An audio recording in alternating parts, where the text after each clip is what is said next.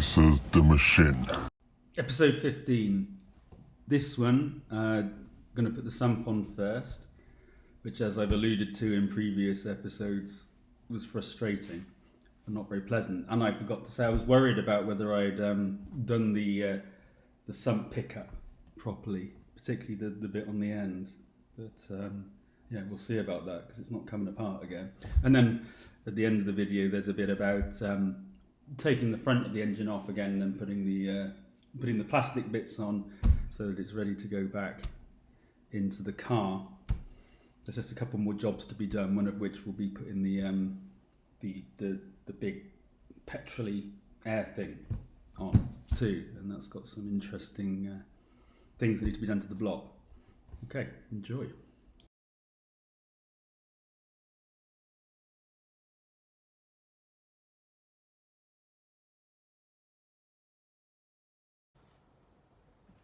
I've cleaned the sump out as much as I want to. I'm pretty happy that there are no bits of crap in there that will get sucked up. So I'm just putting the baffles and things back in. These tiny little screws. I've sanded the sealing surface here, and the other one on the engine looks pretty good. And then once this is on, I'll be putting it on.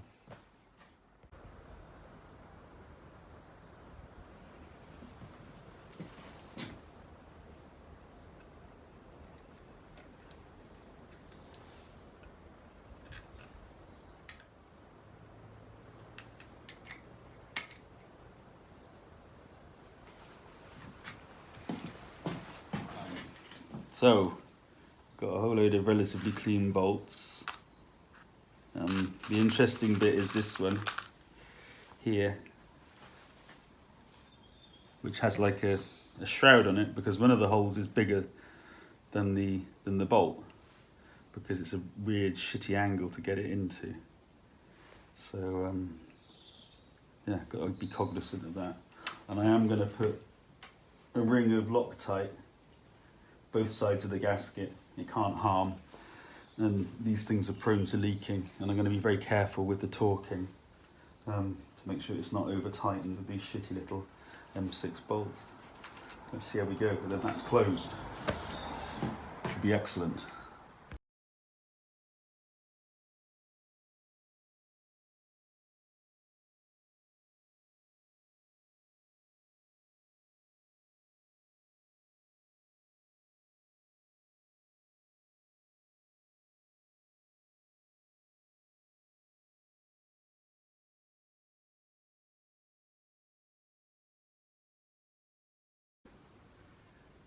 So that's all 22 bolts in.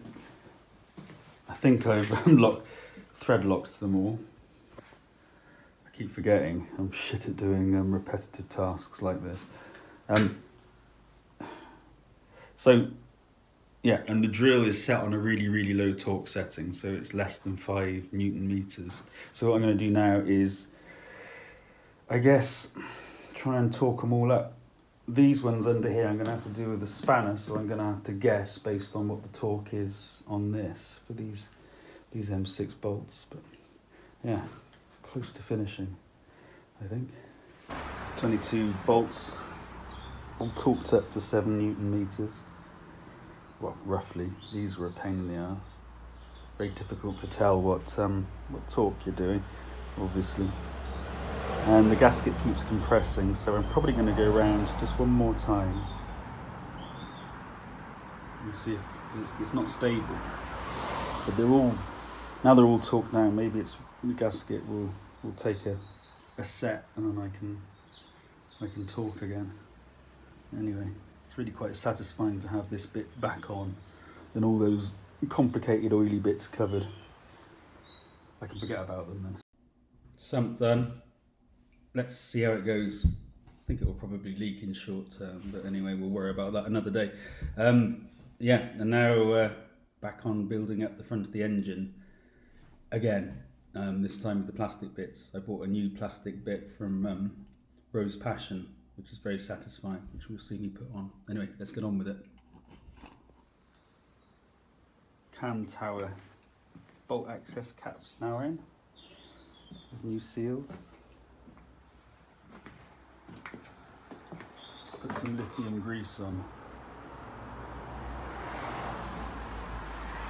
to make sure that I can get them undone again should this engine have to come apart.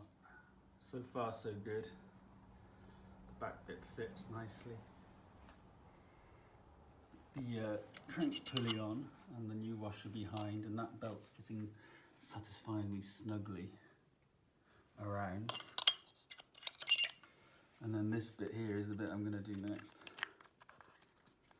with those pesky clips, which might escape. I've got 3, so I've got a chance to screw up.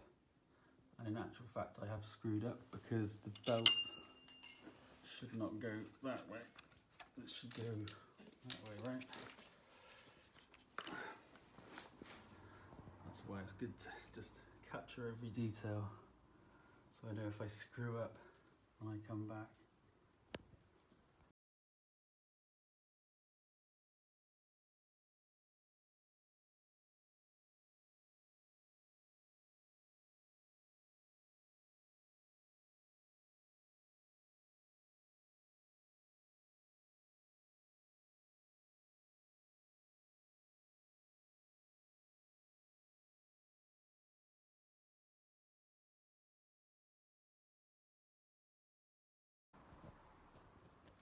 Just to record for my own PTFE thread sealant on that bolt that goes into the oil. The other thing I should say is that I didn't fully seat the crankshaft seal, because there's a groove in the crankshaft, so I just made it flush with the machining face there. Don't know if that's the right thing to do or not, but I don't think it's good that the seal sits where it did originally.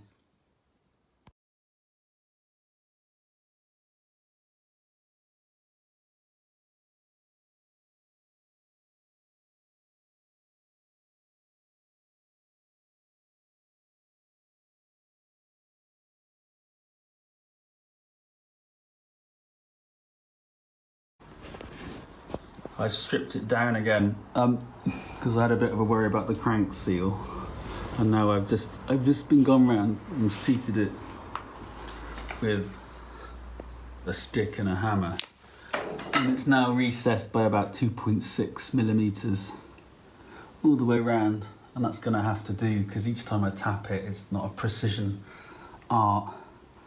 It moves a bit more than you think, so I think that's good enough. We'll see whether it leaks and it's all together. Right, just doing the timing now. Right, this light is aligned. Let's get a light on it.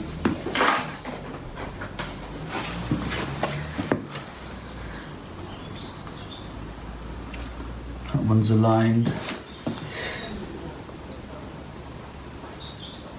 This one's aligned. This is at top dead centre. So I'm now going to tighten the tensioner up and put some of this white shit on it. Stop the stuff leaking out.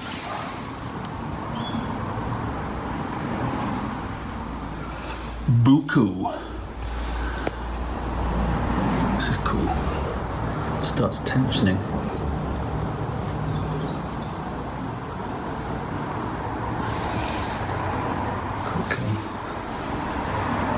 So I guess as it tensions now, if these move a little bit, it doesn't matter because we know they're lined up. This is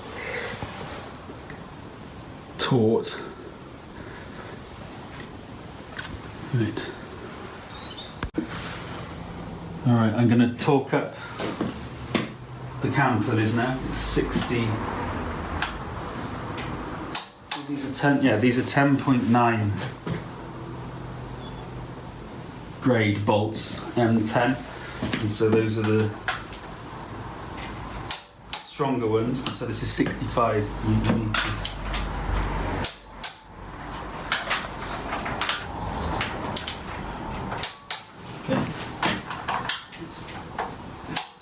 those are both there. Now the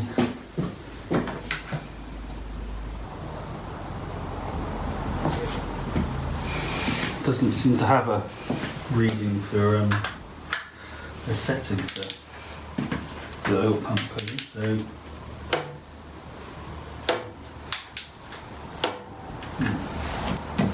interesting. To look that one up.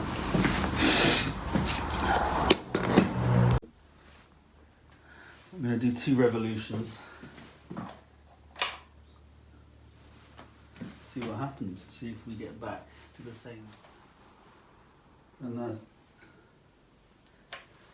top dead center again. That one's half a tooth again, and that one's spot on.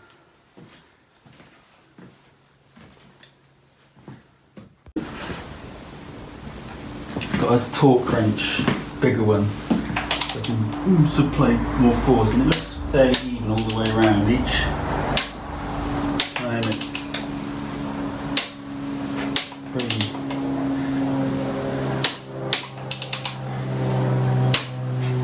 There doesn't seem to be any part of this revolution that is any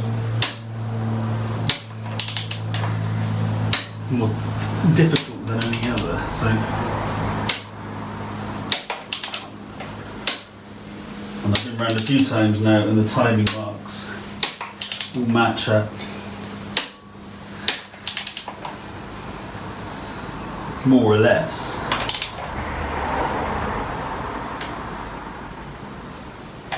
That one's perfect. This one is a tiny bit off.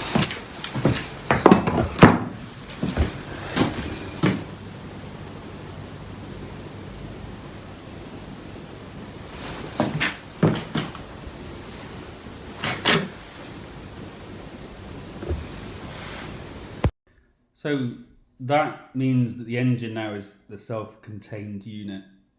It's kind of like ready to have all the sort of ancillaries added to it. So before it goes back in the car, it'll get the, like I said earlier, the fuel intake piece, some of the oil bits and pieces which are easier to put on before it goes in.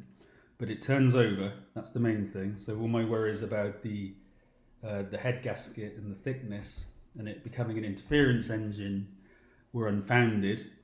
I don't know how it will work in practice. Maybe the compression will be too high, but at least it turns over and it's not interfering and it's making some nice noises. So yeah, getting very close now to getting the engine in the car with a few more bits and pieces to put on. Good stuff.